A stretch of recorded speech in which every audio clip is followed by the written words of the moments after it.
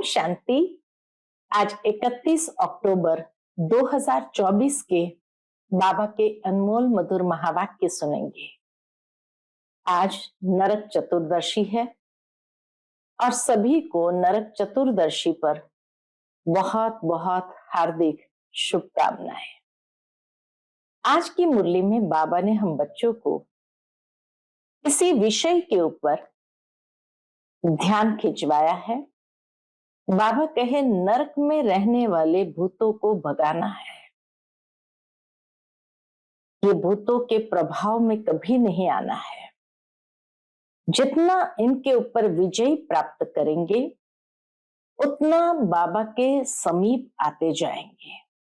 साथ ही बाबा कहे भगाने की विधि भी बाबा ने बताई कि बच्चे ऑर्डर करो कि हे भूतों तुम हमारे पास आ नहीं सकते हो। तो बाबा कहे तुम जब उनको डराओगे तो वो भाग जाएंगे। दूसरी विधि बाबा ने बताई कि बच्चे ईश्वरीय नशे में रहो। जितना निश्चय होगा तो नशा भी होगा। निश्चय का मतलब है कि एक बाप दूसरा न कोई, और नशा अर्थात शुद्ध अभिमान। जितना बच्चे शुद्ध अभिमान में रहेंगे उतना ही ये विकार, ये बुराइयां भाग जाएंगे और दूसरों को सहजता से तीर भी लगेगा। फिर बाबा ने कहा बीच बीच में चेक करते रहो कि हमारी चलन ठीक है, हमारे कैरेक्टर्स ठीक है।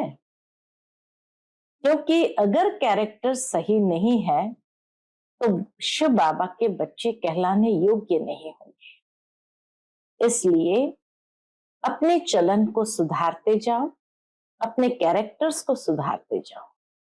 तो सुनते हैं बाबा के आज के अनमोल मधुर महावाक्य। ओम शांति। मीठे बच्चे ऑर्डर करो कि हे भूतों तुम हमारे पास आ नहीं सकते। तुम उनको डराओ तो वो भाग जाएंगे। आज की मुरली से प्रश्न है, ईश्वरीय नशे में रहने वाले बच्चों के जीवन की शोभा क्या है? ईश्वरीय नशे में रहने वाले बच्चों के जीवन की शोभा क्या है? उत्तर, सर्विस ही उनके जीवन की शोभा है। जब नशा है कि हमें ईश्वरीय लॉटरी मिली है तो सर्विस का शौक होना चाहिए, परंतु तीर तब लगेगा जब अंदर कोई भी भूत नहीं होगा। आज की मुरली से दूसरा प्रश्न है, शिव बाबा का बच्चा कहलाने के हकदार कौन है? उत्तर, जिन्हें निश्चय है कि भगवान हमारा बाप है। हम ऐसे ऊंचे ते ऊंचे बाप के बच्चे हैं। ऐसे नशे में रहने वाले लायक बच्चे ही शिव बाबा का बच्चा कहलाने के हकदार है। अगर कैरेक्टर ठीक नहीं है, चलन रॉयल्टी की नहीं है, तो वह शिव बाबा का बच्चा नहीं कहला सकते। ओम शांति। शिव बाबा याद है, स्वर्ग की बादशाही याद है। यहां जब बैठते हो तो दिमाग में आना चाहिए हम बेहद के बाप के बच्चे हैं और नित्य बाप को याद करते हैं। याद करने बिगर हम वर्षा ले नहीं सकते। काहे का वर्षा? कौन सा वर्षा? बाप आकर के हमें देते हैं पवित्रता का। तो उसके लिए ऐसा पुरुषार्थ करना चाहिए। कभी भी कोई विकार की बात हमारे आगे आ नहीं सकती। सिर्फ विकार की भी बात नहीं, एक भूत नहीं परंतु कोई भी भूत आ नहीं सकता। ऐसा शुद्ध अहंकार रहना चाहिए। बाबा बच्चों को नशा चढ़ा रहे हैं, कैसा शुद्ध अहंकार रहना चाहिए। बहुत ऊंचते ऊंच भगवान के हम बच्चे भी ऊंचते ऊंच ठहरे ना। बातचीत चलन कैसी रॉयल होनी चाहिए। बाप चलन से समझते हैं ये तो बिल्कुल ही वर्थ नॉट अ पेनी है। मेरा बच्चा कहलाने का भी हकदार नहीं। लौकिक बाप को भी नालायक बच्चे को देख अंदर में ऐसा होता है, यह भी बाप है। बच्चे जानते हैं बाप हमको शिक्षा दे रहे हैं, परंतु कोई कोई ऐसे हैं जो बिल्कुल समझते नहीं हैं। बेहद का बाप हमको समझा रहे हैं, वह निश्चय नहीं। बाबा कहे वो निश्चय नहीं कि बेहद का बाप हमको समझा रहे हैं। नशा नहीं, जहां निश्चय नहीं तो नशा भी नहीं। तुम बच्चों का दिमाग कितना ऊंच होना चाहिए, हम कितने ऊंच बाप के बच्चे हैं।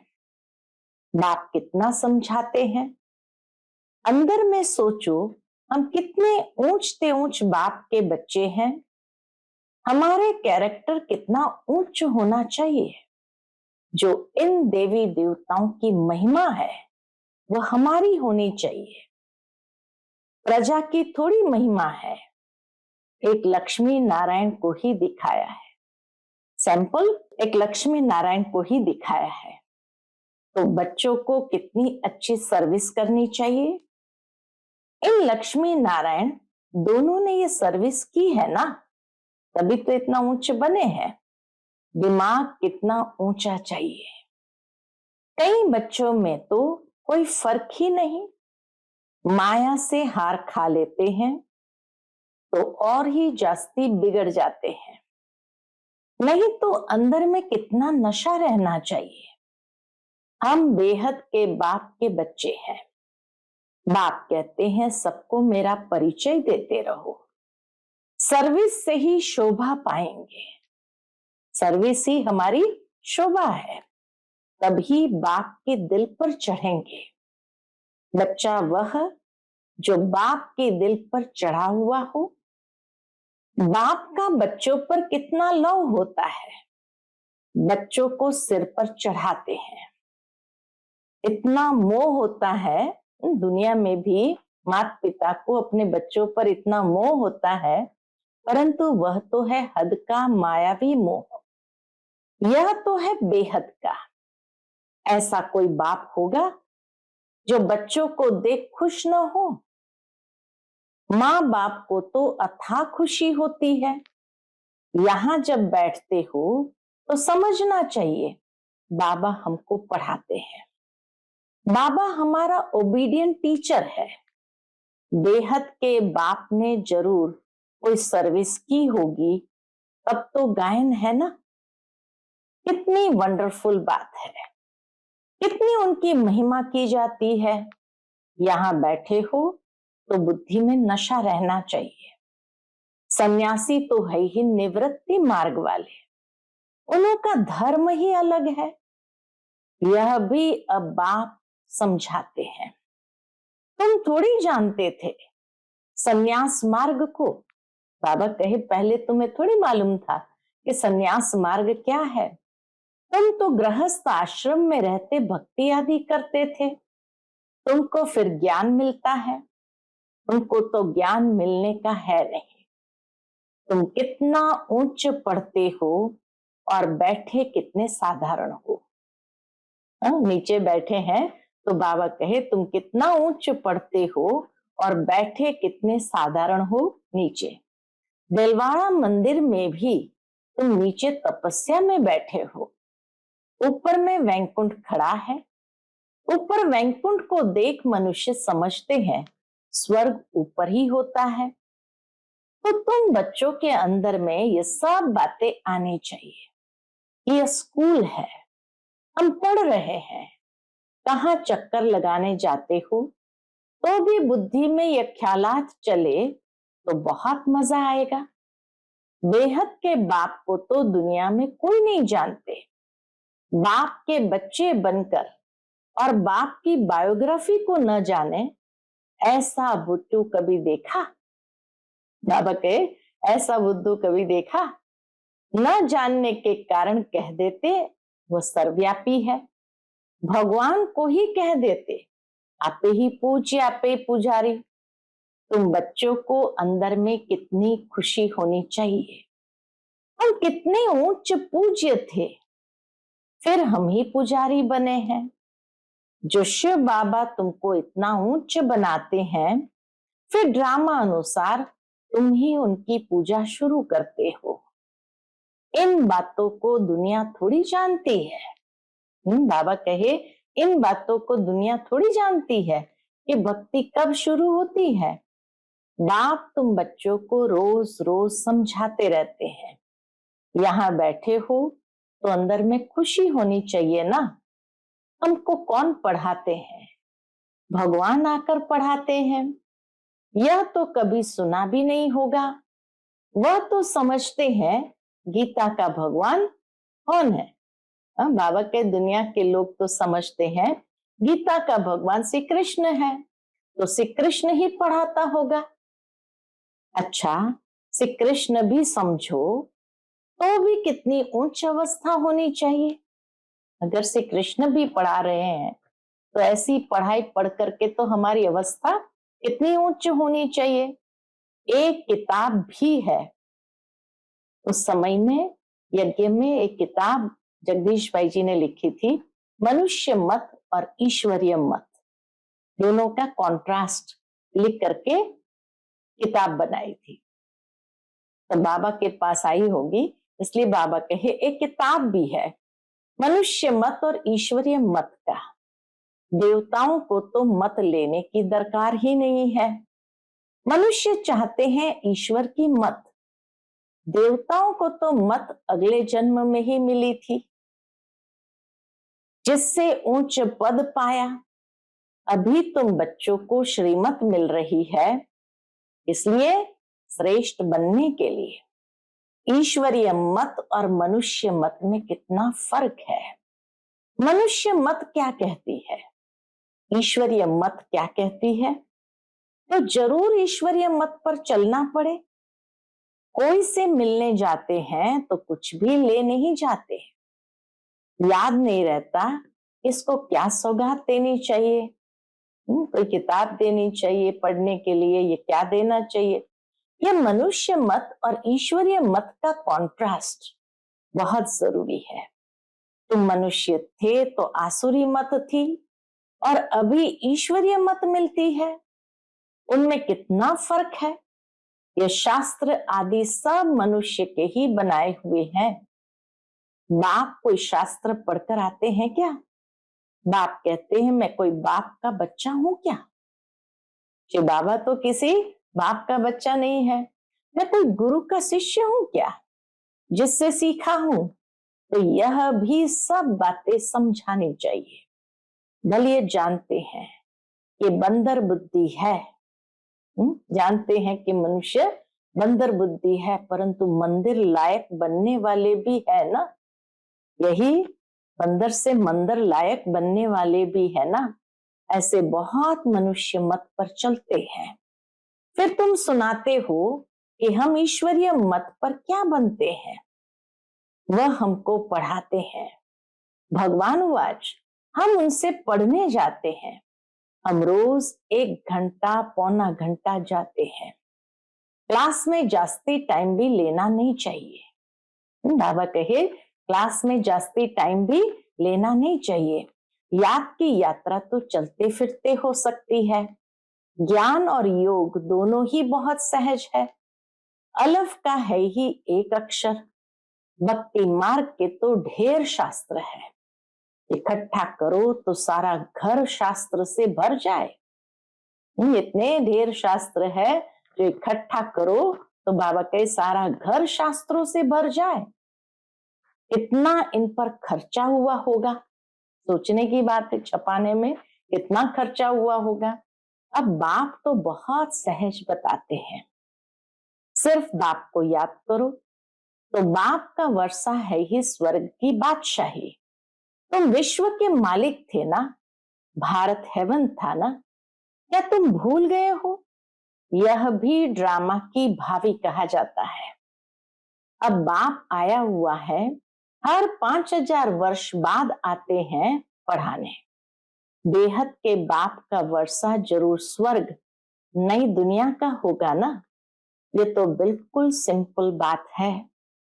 लाखों वर्ष कह देने से बुद्धि को जैसे ताला लग जाता है। लाखों वर्ष कह दिया तो जैसे बुद्धि को ताला लग गया है, ताला खुलता ही नहीं। इतना पावरफुल रीति से ताला लग गया जो बाबा कहे ताला खुलता ही नहीं। ऐसा ताला लगा हुआ है जो इतनी सहज बात भी समझते नहीं है। बाप समझाते हैं, एक ही बात बस है, जास्ती कुछ भी पढ़ाना नहीं चाहिए। यहाँ तुम एक सेकंड में किसको भी स्वर्गवासी बना सकते हो, परंतु यह स्कूल है, इसलिए तुम्हारी पढ़ाई चलती रहती है। ज्ञान सागर बाप तुम्हें ज्ञान तो इतना देते हैं, जो सागर को स्याही बनाओ, सारा जंगल कलम बनाओ, तो भी अंत नहीं हो सकता। इतना अथाह ज्ञान सागर का ज्ञान है।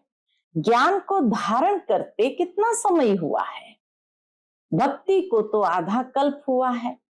ज्ञान तो तुमको एक ही जन्म में मिलता है।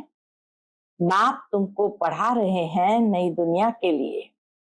उस जिस्मानी स्कूल में तो तुम कितना समय पढ़ते हो, 5 वर्ष से लेकर 20-22 वर्ष तक पढ़ते रहते हो। कितनी पढ़ाई है। कमाई थोड़ी और खर्चा बहुत करेंगे तो घाटा पड़ जाएगा ना। वहां तो आजकल पढ़ाई में भी कितना खर्चा लग जाता है।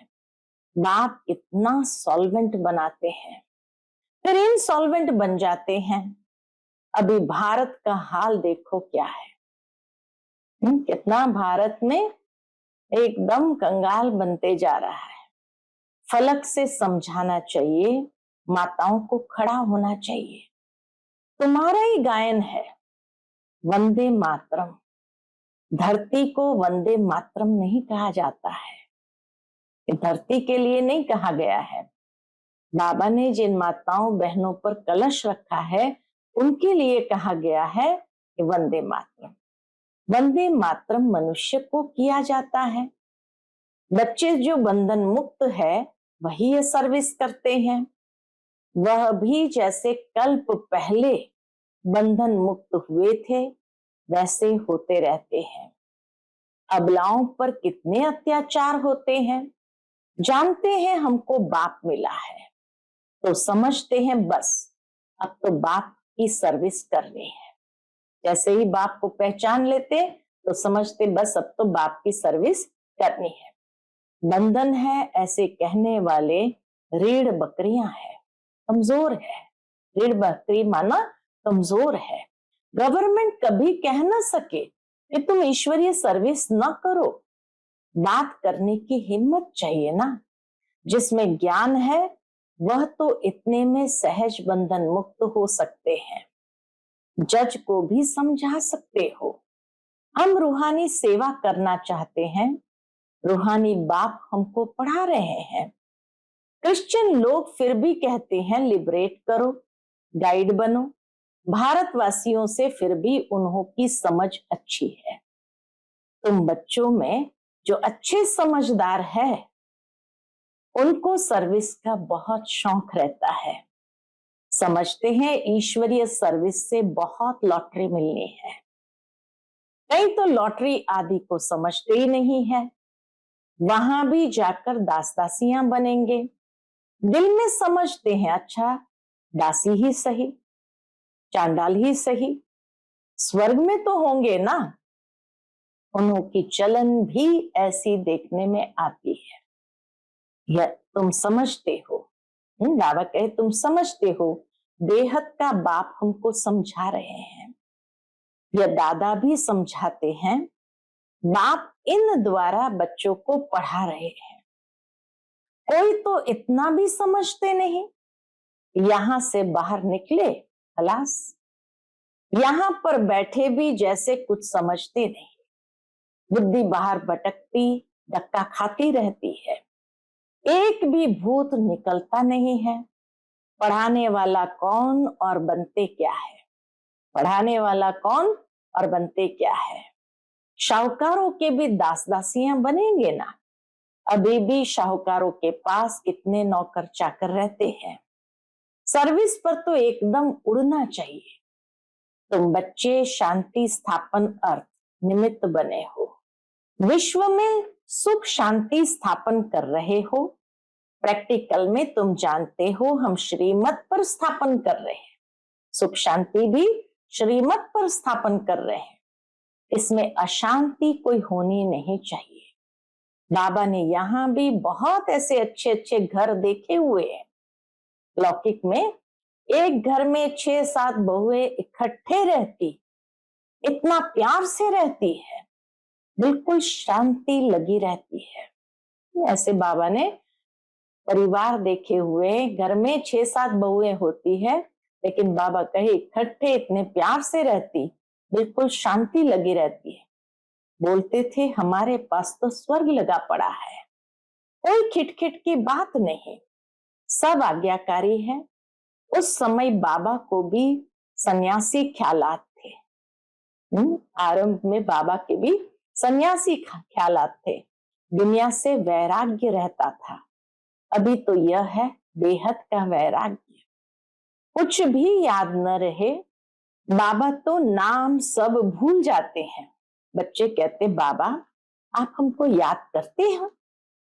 कई बार बच्चे बाबा से पूछते बाबा आप हमको याद करते हैं? बाबा कहते हमको तो सबको भूलना है, न विसरो न याद रहो। न विसरो, भूलो भी नहीं, न याद रहो। बेहद का वैराग्य है ना, सबको भूलना है। हम यहाँ के रहने वाले थोड़ी है। बाप आया हुआ है अपना स्वर्ग का वर्षा देने।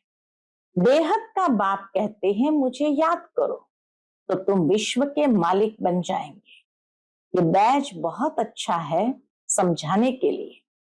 कोई मांगे तो बोलो, समझ कर लो। इस बैच को समझने से तुमको विश्व की बादशाही मिल सकती है। शिव बाबा इस ब्रह्मा द्वारा डायरेक्शन देते हैं, मुझे याद करो तो तुम यह बनेंगे। गीता वाले जो है वह अच्छी रीति समझ लेंगे। जो देवता धर्म के होंगे, कोई कोई प्रश्न पूछते हैं देवताएं गिरते क्यों हैं? अरे ये चक्र फिरता रहता है, पुनर्जन्म लेते लेते नीचे तो उतरेंगे ना, चक्र तो फिरना ही है। हर एक के दिल में ये आता जरूर है, हम सर्विस क्यों नहीं कर सकते हैं? जरूर मेरे में कोई खामी है, माया के भूतों ने नाक से पकड़ा हुआ है। अब तुम बच्चे समझते हो हमको अब घर जाना है, फिर नई दुनिया में आकर राज्य करेंगे। तुम मुसाफिर हो ना, दूर देश से यहाँ आकर पाठ बजाते हो। अभी तुम्हारी बुद्धि में है हमको अमर लोक जाना है, ये मृत्यु लोक खलास हो जाना है। बाप समझाते तो बहुत है, बाबा बच्चों को समझाते तो बहुत है, अच्छी रीति धारण करना है, इसको फिर उगाड़ते रहना चाहिए। यह भी बाप ने समझाया है, कर्म भोग की बीमारी उथल खाएगी। कर्म भोग है तो जरूर बीमारी के रूप में उथल खाएगी, माया सताएगी, परंतु मूंझना नहीं चाहिए। थोड़ा कुछ होता है तो हैरान हो जाते हैं। बीमारी में मनुष्य और भी भगवान को जास्ती याद करते हैं। बंगाल में जब कोई बहुत बीमार होता है तो उनको कहते हैं राम बोलो, राम बोलो। राम बोलो करके गंगा में जाकर डुबकी लगवाते हैं। देखते हैं अब मरने पर है तो गंगा पर ले जाकर हरि बोल करते हैं, फिर उनको ले आकर जलाने की क्या दरकार है? गंगा में अंदर डाल दो ना, कच्छ मच्छ आदि का शिकार हो जाएंगे, काम में आ जाएगा। पारसी लोग रख देते हैं, पारसी लोग एक कुआं होता है उसके ऊपर डेड बॉडी को रख देते हैं तो वह हड्डियां भी काम में आती है। बाप कहते हैं तुम और सब बातें भूल क्या करो, और सब बातें भूल मुझे याद करो। अच्छा, मीठे मीठे सिकिलते बच्चों प्रति माता पिता बाप दादा का याद प्यार और गुड मॉर्निंग। रूहानी बाप की रूहानी बच्चों को नमस्ते। हम सब रूहानी बच्चों की रूहानी माता पिता बाप दादा को याद प्यार, गुड मॉर्निंग और नमस्ते। नमस्ते, शुक्रिया बाबा, शुक्रिया।